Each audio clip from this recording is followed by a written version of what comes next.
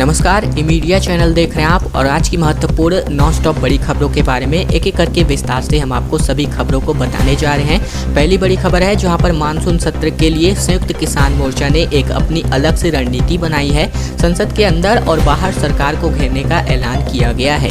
Monsoon सत्र के दौरान केंद्र सरकार पर दबाव बनाने के लिए संयुक्त किसान मोर्चा ने संसद के अंदर और बाहर कृषि कानूनों के खिलाफ प्रदर्शन की एक नई रणनीति तैयार की है। किसान संगठनों का जत्था मानसून सत्र के दौरान रोजाना संसद के नजदीक प्रदर्शन करेगा। इसके साथ ही किसान मोर्चा विपक्षी दलों को चिट्ठी लिखकर संसद में कृषि कानूनों के खिलाफ आवाज उठाने की मांग भी करेगा। संसद का मानसून सत्र फिलहाल 19 जुलाई से स्टार्ट हो रहा है। दिल्ली के सिंघू बॉर्डर पर संयुक्त किसान मोर्चा की बैठक के बाद से प्रेस कॉन्फ्रेंस में किसान नेता बलबीर सिंह राजेवाल ने कहा कि वे 17 जुलाई को मोर्चा की तरफ से विपक्षी दलों को चेतावनी पत्र लिखने वाले हैं। भारतीय रेलवे जुलाई में गरीब रथ, ताज एक्सप्रेस समेत 32 जोड़ी ट्रेनें शुरू करने की जा रही है। बता दें पूरी लिस्ट जो है भारतीय रेलवे ने जारी कर दी है। भारतीय रेलवे धीरे धीरे कई यात्री ट्रेनों की सेवाओं को बहाल कर रहा है जो दूसरी लहर के दौरान कोविड-19 के बढ़ते मामलों के कारण सस्पेंड कर दी गई थी। रेलवे यात्रा करने वाली लोगों को सुविधा देने के लिए, प्रवासी श्रमिकों के लिए, आवाजाही के लिए, वेटिंग लिस्ट को क्लियर करने के लिए इन सभी स्पेशल ट्रेनों की संख्या को बढ़ाने जा रही है। रेलवे 32 जोड़ी ट्रेनों को एक बार फिर से शुरू करने जा रहा है। इसमें ताज एक्सप्रेस, शान पंजाब एक्सप्रेस और गरीब रथ एक्सप्रेस जैसी कई प्रमुख ट्रेनें शामिल हैं। रेल मंत्री पीयूष गोयल ने भी ट्वीट के जरिए इसकी जानकारी साझा की है। खबर ओडिशा से, जहां पर इस वर्ष भी रथ यात्रा पर पुरी में लगेगा कर्फ्यू। श्रद्धालुओं को नहीं होगी छत से भी देखने की अनुमति। दरअसल ओडिशा सरकार ने बीते दिन कहा कि इस साल वार्षिक रथ यात्रा उत्सव श्रद्धालुओं की भीड़ के बगैर ही होगा और उन्हें रथ के मार्ग में भी छतों से भी रस्म देखने की अनुमति नहीं होगी। पुरी के जिलाधिकारी समर्थ वर्मा ने यहाँ संवाददाताओं से कहा है कि प्रशासन ने अपने फैसले की समीक्षा की है और रथ यात्रा का दृश्य घरों व होटलों की छतों से भी देखने पर पाबंदियां लगा दी गई हैं। उन्होंने कहा है कि 12 जुलाई को होने वाले इस उत्सव से ठीक एक दिन पहले पूरी शहर में कर्फ्यू लगाया जाएगा जो अगले दिन दोपहर तक प्रभाव में रहने वाला है। पेट्रोल के दाम में एक बार फिर से इजाफा हुआ है। डीजल भी यहां पर महंगा हुआ है। दरअसल अब आपको बता दें कि तेल कंपनियों ने एक बार फिर से पेट्रोल डीजल की कीमतें बढ़ा दी हैं जिससे आम आदमी की परेशानियां और बढ़ गई हैं। आम आदमी पहले से ही घटती आय के बीच महंगाई से जूझ रहा है। राष्ट्रीय राजधानी में पेट्रोल की खुदरा कीमत 35 पैसे प्रति लीटर बढ़ा करके 99 रुपये 51 पैसे पहुँच गई है। वहीं डीजल की कीमतें 18 पैसे प्रति लीटर की बढ़ोतरी के बाद 89 रुपये 36 पैसे पर पहुँच गई है। वहीं अब चेन्नई में पेट्रोल 100 रुपये 44 पैसे प्रति लीटर, डीजल की कीमत भी 93 रुपये 91 पैसे प्रति लीटर पहुंच चुकी है। पेट्रोल की कीमत दिल्ली और कोलकाता में भी शतक मारने के बेहद करीब है। कोलकाता में पेट्रोल की कीमत 99 रुपये 45 पैसे प्रति लीटर, डीजल की कीमत 92 रुपये 27 पैसे प्रति लीटर हो गया है। वहीं प्रमुख शहरों में पेट्रोल और डीजल की कीमतों की बात करें तो मुंबई में 105 के करीब, वहीं लखनऊ में लगभग 97 के करीब, गुरुग्राम में 98 के करीब, चंडीगढ़ में 96 के करीब, नोएडा में 97 के करीब, साथ ही साथ बेंगलुरु में 103 के करीब, पटना में 102 के करीब, साथ ही साथ हैदराबाद में 104 के करीब, जयपुर में 107 के करीब जो पेट्रोल की कीमतें हैं फिलहाल पहुंच गई हैं।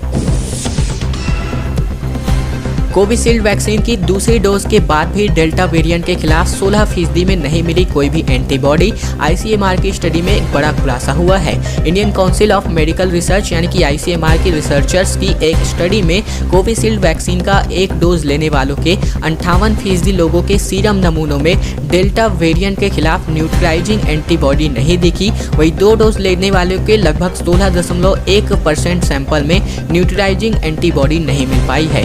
क्रिश्चियन मेडिकल कॉलेज वेलनोर के माइक्रोबायोलॉजी विभाग के पूर्व head doctor T Jacob John के मुताबिक एंटीबॉडी नहीं दिखाई देना और मौजूद नहीं होना एक समान नहीं है। हो सकता है कि न्यूट्रलाइजिंग एंटीबॉडी का स्तर काफी कम हो जिससे इसका पता नहीं चला, लेकिन यह मौजूद हो सकती है और व्यक्ति को संक्रमण गंभीर बीमारी से बचा सकती है।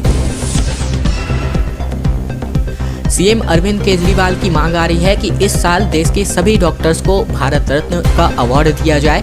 पीएम मोदी को इस बाबत इन्होंने चिट्ठी भी लिखी है। दरअसल दिल्ली के मुख्यमंत्री अरविंद केजरीवाल की मांग की गई है कि कोरोना महामारी के खिलाफ लड़ने वाले भारत के सभी डॉक्टर और नर्स को इस साल भारत रत्न मिलना चाहिए। सीएम केजरीवाल ने प्रधानमंत्री मोदी को इस बाबत चिट्ठी भी लिखी है। मुख्यमंत्री ने कहा है कि इससे पूरा देश खुश होगा। उन्होंने कहा है कि अपनी जान और परिवार की चिंता किए बगैर लोगों की सेवा करने वालों को ये सम्मान शहीद हुए डॉक्टर्स की ये सच्ची श्रद्धांजलि होगी। बता दें कि भारत रत्न देश का सर्वोच्च नागरिक सम्मान है। सीएम केजरीवाल ने ट्वीट करते हुए कहा है कि इस वर्ष भारतीय डॉक्टर को भारत रत्न मिलना चाहिए। भारतीय डॉक्टर मतलब सभी डॉक्टर, नर्स और पैरामेडिक शहीद हुए डॉक्टर्स को ये सच्ची श्रद्धांजलि होगी। अपनी जान और परिवार की चिंता किए बिना सेवा करने का ये सम्मान पूरे देश से इस बात से खुश होगा। देवेंद्र फडणवीस ने कहा है कि शिवसेना और बीजेपी दुश्मन नहीं है, हालात के हिसाब से उचित फैसला लिया जाएगा।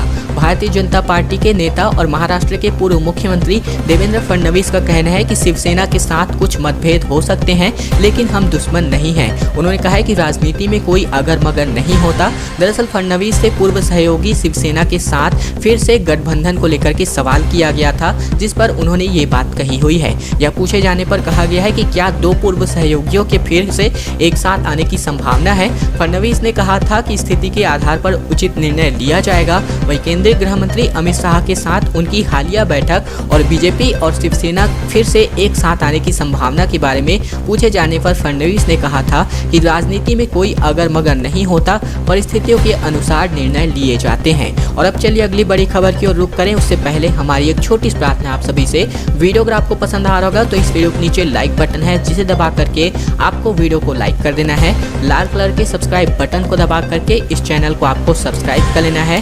साथ ही साथ घंटी को दबा करके ऑल नोटिफिकेशन को भी आपको सेलेक्ट करके रख लेना है, ताकि प्रतिदिन की इसी प्रकार की महत्वपूर्ण खबरें बिना किसी रुकावट के नॉन स्टॉप तरीके से रोजाना हम आप तक पहुंचा सकें। तो रोजाना की महत्वपूर्ण खबरों को जानने के लिए चैनल को सब्सक्राइब करना मत भूलिएगा। पानी की किल्लत को लेकर के बीजेपी का प्रदर्शन सामने आ रहा है। विजय गोयल का कहना है कि दिल्ली सरकार टैंकर माफिया के साथ भ्रष्टाचार में मिली हुई है। दिल्ली के पटेल नगर में पानी की समस्या को लेकर के बीजेपी ने इस इलाके में विरोध प्रदर्शन किया। इस प्रदर्शन में बीजेपी के पूर्व निगम पार्षद श्याम बाला सांकेतिक भूख हड़ताल पर बैठी, जिनका समर्थन करने के लिए बीजेपी के पूर्व केंद्रीय मंत्री विजय गोयल पहुंचे। इस प्रदर्शन के दौरान महिलाओं ने जमकर के हिस्सा लिया। मटका सिर पर रख करके सीएम अरविंद केजरीवाल के खिलाफ खूब नारेबाजी भी की गई। पानी की समस्या को लेकर के बीजेपी नेता विजय गोयल ने केजरीवाल सरकार पर निशाना साधते हुए दिल्ली में पानी की कमी की वजह दिल्ली सरकार की प्लानिंग में कमी को बताया। उन्होंने इस बाबत इन पर निशाना भी साधा। सीएम अमरिंदर का कहना है कि अकाली बीजेपी सरकार के साइन किए हुए बिजली सौदों का मुकाबला करने के लिए नई स्ट्रेटेजी जल्द ही होने वाली है। पंजाब में अगले साल विधानसभा चुनाव होने हैं और वहीं इस वक्त मुख्यमंत्री अमरिंदर सिंह की बिजली संकट को लेकर के परेशानियां और बढ़ गई हैं।